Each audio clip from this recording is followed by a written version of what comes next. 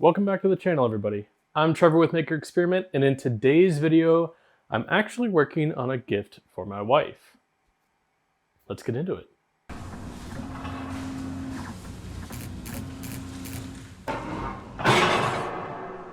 My wife and I have our wedding anniversary coming up, and I wanted to do something special for her. Now, by the time this video airs, it will have already passed, so I'm going to show everything in the video. She doesn't know that I'm making this. She has no idea what I'm even doing for our anniversary.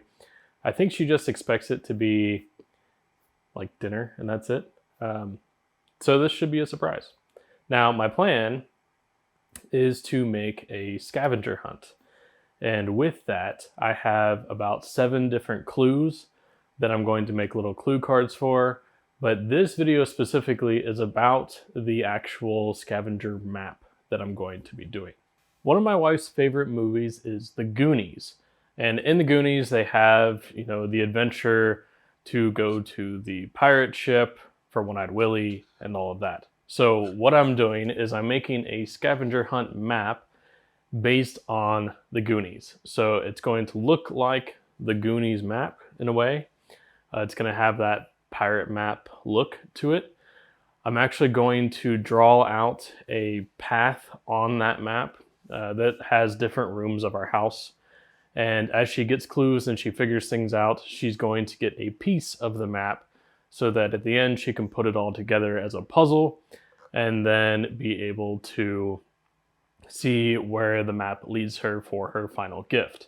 To make this, I'm going to be using some 1/4 inch clear cast acrylic, and I'm going to be attempting to print the map so that it looks just like a normal map on the acrylic originally, and then when you shine a light behind it, it will reveal the actual path of where she needs to go.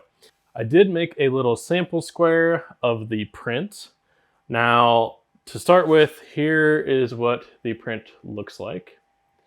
Kind of looks like the Goonies map and all. And the cool thing about this is right now it just looks like a normal map. So when she puts the puzzle together, it's just going to look like this. Nothing special, nothing that stands out or anything else. Now the cool part is if I take this LED light and I shine it behind it, and it's going to interfere with the camera, but you can see the path kind of show up. And it's got the little circle on it. It's got a dashed path of where to go.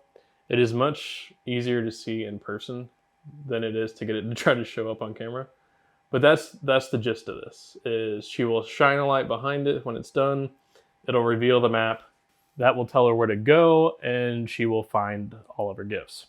She does have to figure out the clues in order to get the different pieces. There's going to be, I think, 7 or 8 pieces in total, maybe 9, just because of the puzzle generator. But I'm going to hide them throughout the house, give her a clue card with each piece, and then as she solves the clue, she goes and finds the piece that she needs. She also gets a gift with that, so she has about 7 different gifts along the way. And then she has the final gift at the end that will be the X marks the spot on the treasure map. I think it's a pretty cool, unique idea. I haven't seen this done before. Hopefully this works. So I'm going to start by laser cutting out the puzzle, trying to print on that first, see how that goes, make sure it works the way that I want it to. And then I'm going to make just a backer that she can actually glue the pieces to so they all stay together. But I'm going to start off with cutting the puzzle piece on the laser. So I'll show you that process and then we'll go and print it and see what happens. Here's the shape of my map. I actually have the map down here below. This is the print that's going to happen. But for the first part, I need to laser cut the puzzle. So I have the puzzle shape here. I'm going to cut this first. This blue one will be the backer. I'm going to cut that later. I'll probably add adhesive to this layer. So I'm just going to take this blue one off. I'm going to print this over to the laser. So here's my design. You will see that it does bring in every layer, but I'm not going to use those. I'm just going to use this first page. I'm actually going to go ahead and cut the black first. So I'm going to split it by color, but I'm going to change the black to vector cutting 1/4 inch acrylic. The red, I'm going to do the same. So it should cut the puzzle piece design, and then it should cut the border afterwards. It should be pretty straightforward. I'm going to just drag it up to the top left to get as much material out of it as I can. Hit print, and we'll cut it out.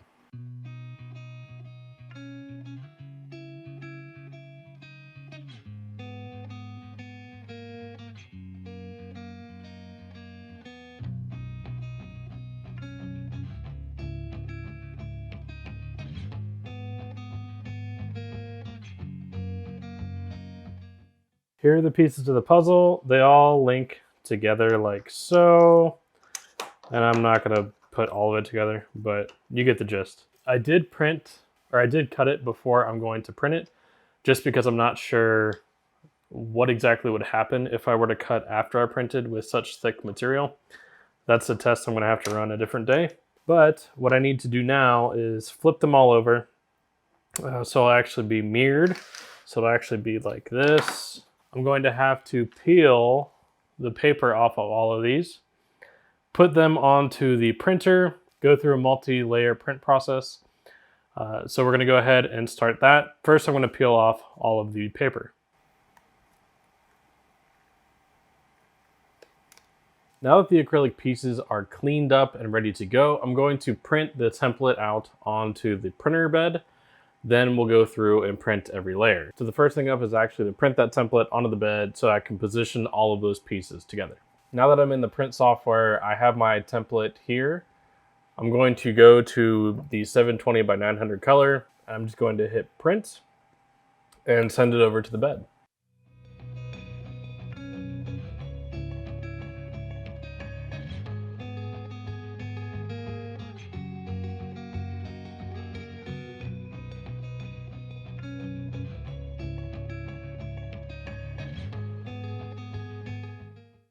Now that the template is printed onto the bed, I'm going to line up the pieces to the best of my ability.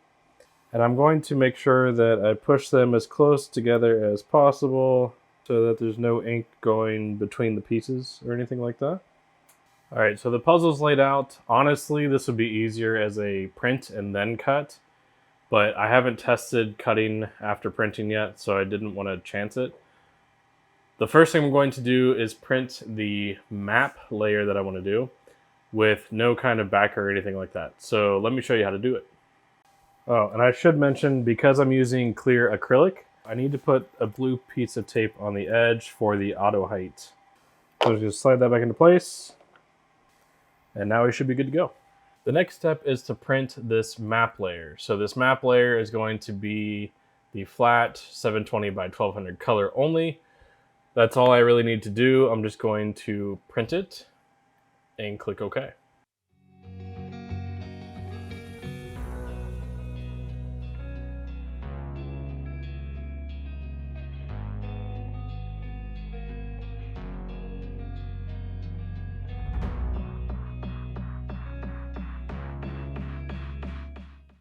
So the map layer has been printed. It is transparent. If I zoom in, you might be able to tell. You can see through it at the moment. The next step is to print a white layer behind this so that it becomes solid. So let me go through the software side. It does just look like a black square there, but let me show you how to do it.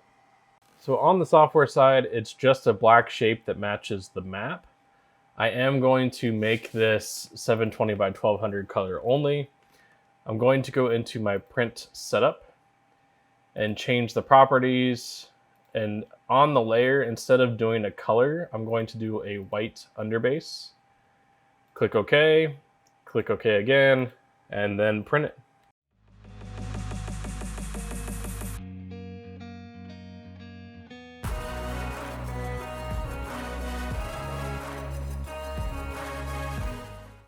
Here it is after the white layer. Now I'm going to print the actual map on it that I want to use, which is basically like dashed lines with symbols and rooms and everything else. So I'm going to go ahead and print that. The process is actually the same as the map layer. I'm just going to print in color that layer, and I'm not going to go to the computer for this side. Just know that it's going to be the 720 by 1200 color only, and it'll print just fine.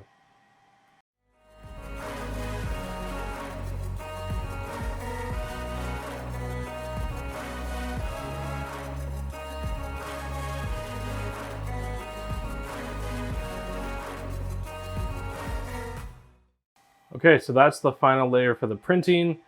Now I'm going to take all these pieces off, take them over to the workbench. I will start peeling off the masking on the front and show you exactly what the plan is. Here are all the pieces. So my plan is I'm going to peel all of these off, and I'm curious to see what you think it's going to look like. Remember, it has printed stuff on the back of it, but when I peel this off, this is what it's going to look like. Remember, it has red printed on the back, but you cannot see it on the front. So I'm going to take this LED light, and then if you look closely, as I shine a light behind it, that red map shows up. So there's nothing. Then you can see the X with the dash line. And in person, it's a lot easier to see than getting the reflection off of the camera here. But that is the intent, is that this is a secret map, so to say. All right, so here's the final map. It is basically the print from the Goonies map, which is her favorite movie, or at least one of her favorite movies. But that is the map path. So as she's gonna start with her first gift in the Lego room, then she'll move along and she will find gifts at each of these spots. And then the final one, she's gonna need this whole map to find out that this is where the final piece is. So even if she got all of these and she just flipped the map over instead of doing the light thing, she still won't know where the final piece is until the end. It's been a few days. My wife has gotten her gift and it is put together. I asked her if I could film it and she didn't want to. So I'm going to show you the end part of this, what it ended up looking like, and the cool hidden feature. So here's the actual map. You can see that there are puzzle pieces in between, sort of. And this is what it looks like from the front. So if I shine a light on the edge in the back, you can see there's a little pirate doubloon style look. There's an X marks the spot up here, and then you see a dashed line going all the way through it.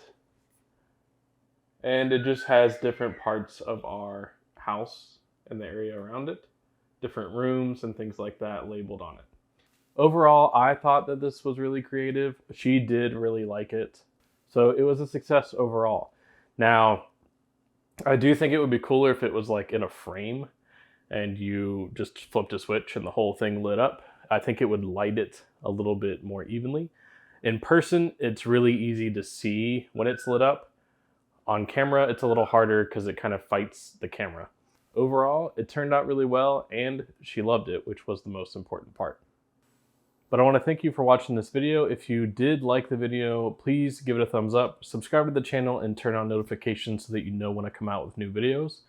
And it would really help me a lot to be able to get on the algorithm and everything else.